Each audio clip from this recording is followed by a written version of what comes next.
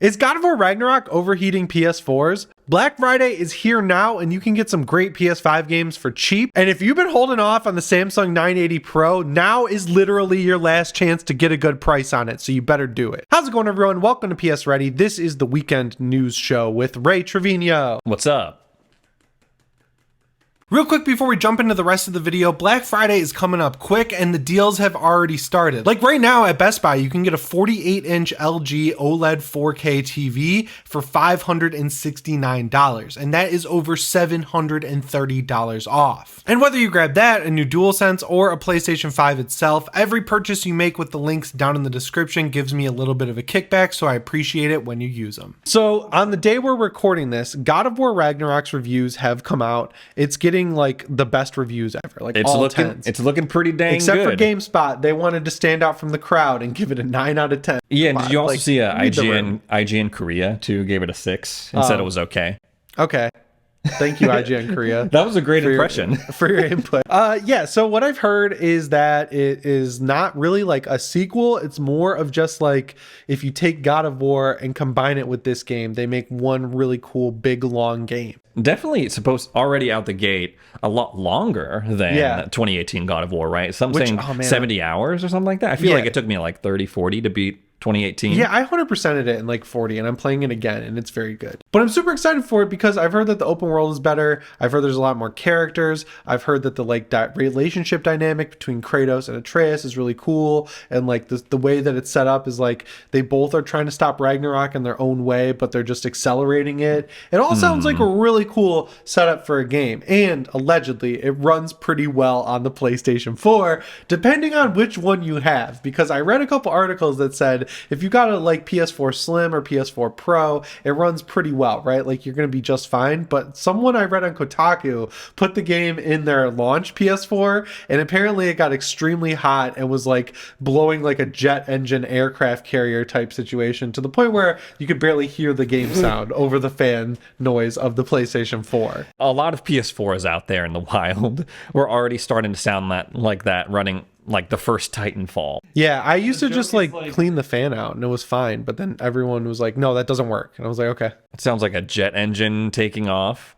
And especially if you game like in a smaller like room or if you game on a monitor, it was like, dude, what the But if you do choose to play on PlayStation 5, you get quite a few graphics options with this game. And I feel like that's mainly because it's a PS4 game that's being upscaled for the PlayStation 5. But it's cool to see this many graphics options. So you've got a lot of them. I'm just going to read them off my phone. So there's a favor quality version that is a native 4K, like full on, not checkerboarded, native 2160p, which you very rarely see on the PlayStation 5 or Series X, and that's a 30 FPS target. I've heard that it hits that 30 FPS extremely consistently. Then you have favor performance mode, which is 1440p between that and 2160p, which like that's great on its own, and that stays rock solid 60 FPS. So that's about where I would play. And if you got a 1440p monitor, it's going to look great because even if it goes over 1440p, you're not really going to notice because you're playing it at your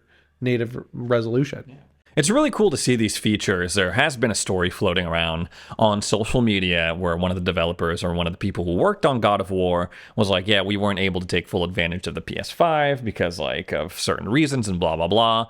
And of course, like console war BS ensued and people were like, haha, this is like a PS4 game. But seeing these options, it's like going to be 100% worth it. There's this article from Eurogamer saying that playing God of War Ragnarok on your PS5 is like playing on a maxed out PC.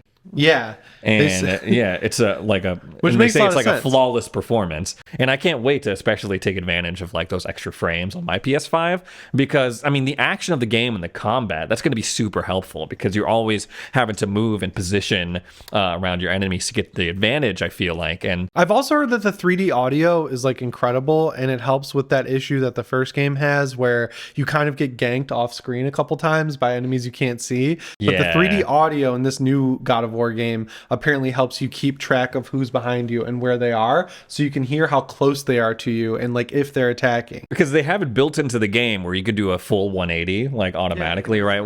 You're just like because there's always going to be some dude behind you, whether it be a werewolf or like a freaking Draugr or something, always ready to pounce. So that I could see that definitely being helpful for sure. Okay, so after favorite performance, you have favorite quality plus high frame rate, which gives you 1800p to 2160p, which is like a little less than 4K to 4K resolution. You need to have 120 hertz TV though, because it's 40 FPS. And the only way that'll look right is if your TV is at 120 hertz, because 40 divides into 120.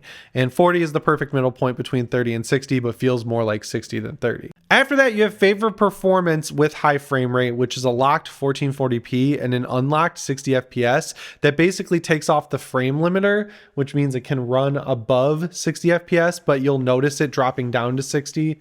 Like you'll see a little bit of stuttering. And favorite quality, high frame rate plus variable refresh rate is unlocked 40 FPS, but you get variable refresh rate. So if it drops below 40, you'll like not notice it as much. Right. Which I wouldn't use that.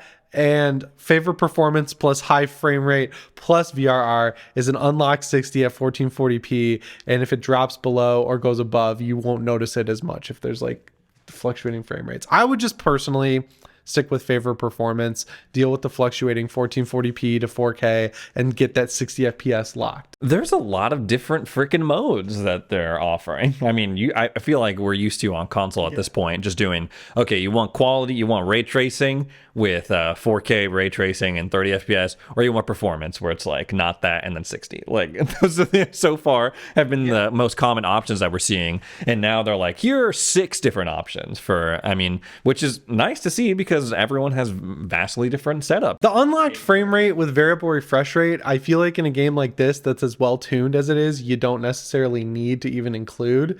Like unlocked frame rate, a little weird to me, but on PS4 Pro, you've got 2 graphics modes. Favorite quality, which is 1440p, and it's a 30 FPS target. Then you've got favorite performance, which is 1080p at an unlocked 30 FPS. God of War on PS4, you get standard mode, which is 1080p, 30 FPS. So either way, you're getting a good experience across the board, which I think is really cool. Like Ray just said, Sony deserves to be praised for actually releasing a finished game. I was watching SkillUp's review on the way to work, and he said he encountered 2 bugs the entire playthrough he had and virtually 0 frame rate drops, which is kind of unheard of in 2022. It's nice to see a game get delayed to actually be finished instead of get delayed to be like 80% done. Are you going to get God of War? I'm going to get God of War, 100%. But Ray, how are you going to play God of War when you have such great Black Friday deals starting already at places like Target and Best Buy? You have so many options right now to get games, and Target is doing their fan favorite sale, which is buy 2, get 1 free. And unlike last year, they're including PS5 games in this deal. Okay. Would you like to hear the games you can combine? Combining, like you're mixing and matching, like a 2 for 10 situation. You buy 2 games, you get 1 for free. So the 2 expensive games are the ones you're buying, and then the cheapest one of the 3 you're getting for free. So if you were to buy, say, Horizon Forbidden West, Ghost of Tsushima, and Ratchet & Clank Rift Apart, you'd probably end up paying for Ratchet & Clank Rift Apart and Horizon Forbidden West, and then getting Ghost of Tsushima's Director's Cut for free. Or that's pretty damn good. That's a pretty sexy list of games. And if you're a PS5 gamer who wants to dabble in the world of Xbox, you can pick up an Xbox Series S for normal price and get a copy of Modern Warfare 2 for free, which is actually a really good deal. Yeah, you're essentially getting a Series S for $230. Yeah. Which is like, that's pretty sweet. This deal should go through the rest of the month though. So I would assume once God of War comes out next week, it will probably also be included in the deal because it's not going to be a free game. Like you're going to buy God of War for full price, and then you'll be able to get Modern Warfare 2 for full price probably, and then just get any PS5 game you want for the free game, which is what I used to do every year. Like I would wait for Black Friday when I couldn't afford to buy my own games. I would wait for the Black Friday deal to buy 2, get 1. And I would go for like 1 full price game, 1 cheaper game, and then get a cheaper game for free. Is Ragnarok going to be included in the sale? I would guess that they would be, because it usually does include new games. Because they're both $70 games, they'll include Modern Warfare and Ragnarok, because you'll buy both for $70 each. Right. And then you can get like Demon Souls, Gran Turismo 7, Ratchet & Clank, Ghost of Tsushima Director's Cut, Horizon Forbidden West, or Uncharted Legacy of Thieves for free. And is this physical games only, do you think? Yeah. Like through Best Buy? Okay. Yeah, so if you got a digital PS5, I warned you about this. You're like, Target also does a much better buy 2 get 1 free closer to Black Friday. So if none of these games are really hitting it for you, you could just wait for Target to put theirs into effect. And also Target has a couple early Black Friday deals right now. You can get Madden $23 for $30. which Fair price. yeah, Fair. Battlefield 2042 is on sale for $20, and I did a little research before this video, and people are generally okay with that game now. Like, they think it's like finally fixed. It needs more content. But they reworked a lot of the maps to be good, I guess. I don't know. People are into that game, so I feel like if you've been waiting for that game to be good, get it for $20. Showing how disastrous the launch of Battlefield was, Mass Effect Legendary Edition is $5 more at $25, which is kind of crazy because that's just a collection of Xbox 360 games. And my personal game of the year so far, The Quarry, is on sale for $30. I know Halloween is over and it's technically a summer game, but if you've played Until Dawn and you want the true spiritual successor with a great werewolf based story, you cannot go wrong with The Quarry for $30. Do any of these tickle your fancy? I want to get The Quarry. I keep putting it off. I'm like, I'm gonna get it, and I've seen it on sale for $40. I've seen it on sale for like $50, like the ultimate, and $30. Like, I would definitely spring for $30.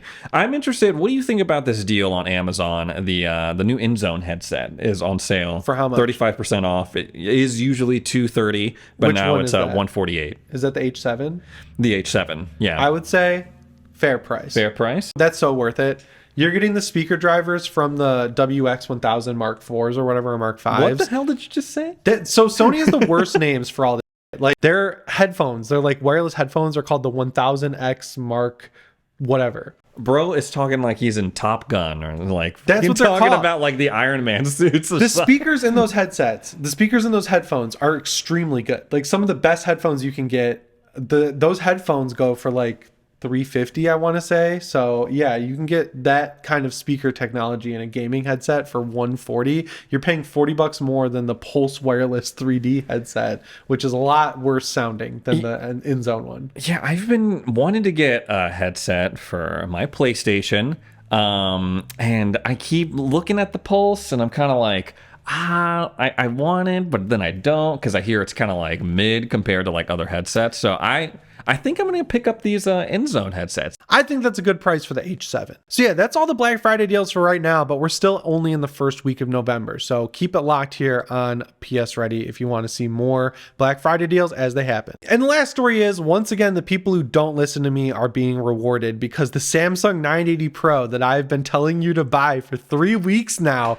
is officially at its all-time cheapest price ever. I feel like we talk about this like every week because it keeps dropping in price. So it was $280, right, for a 2 terabyte drive, which was a pretty decent deal on that drive. Then it dropped to $250, and I was like, man, you should definitely get it for $250. And now, if you get it at the Samsung website, you can get this thing for $220, which is crazy. The 1 terabyte is on sale for $150, but that's just like the standard price of all the other ones, so I wouldn't buy that. I would go for, like, you could pay $150 for the 1 terabyte, or you could pay $70 more and get the 2 terabyte version. You're crazy if you don't get that 2 terabyte version. And this is a future-proof drive. Like, the speeds you need for the PlayStation 5 are so much faster than like a standard SSD that this thing is going to last you and be able to be put in laptops. Yeah, for comparison, over at Xbox, we're crying because you want a 2 terabyte expansion for your console.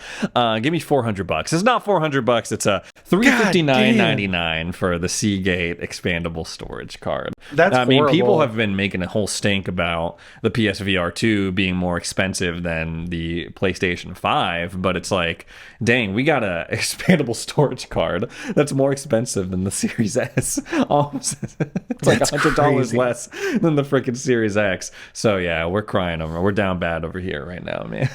So yeah, if you are planning on playing these games, or you're going to pick up the Callisto Protocol, or you're, God forbid, going to play Sonic Frontiers, those are going to take up so much storage on your PlayStation 5. You should just take advantage of this deal while you can, because eventually, very soon, I feel, the 980 Pro, my favorite SSD, is going to be gone, and you're going to have to pay $280 all over again for the 990 Pro, which is like diminishing returns because the PS5 can barely take advantage of those speeds. Look, out of all these deals we've talked about today, I would say the two things I would purchase are a Samsung 980 Pro 2 terabyte and that InZone H7 headset, because for $140, the markup is not that bad over the Pulse Wireless 3D, but the quality you're getting out of it just from the sound quality alone is so much better. And also it does this cool thing with the mic where the way you mute the mic is just by flipping it up. So you don't have like any buttons or anything. You have to remember where they are on the actual headset, which I think is great. And the coolest thing is, if you use these things with the computer, you can use the dongle. Well, you can do this on the PlayStation too. You can put the dongle in your PlayStation and you can connect your phone to the Bluetooth side of it, and you can listen to your phone audio through the headset at the same time as your PlayStation's audio, which I love that feature. I wish more headsets had it.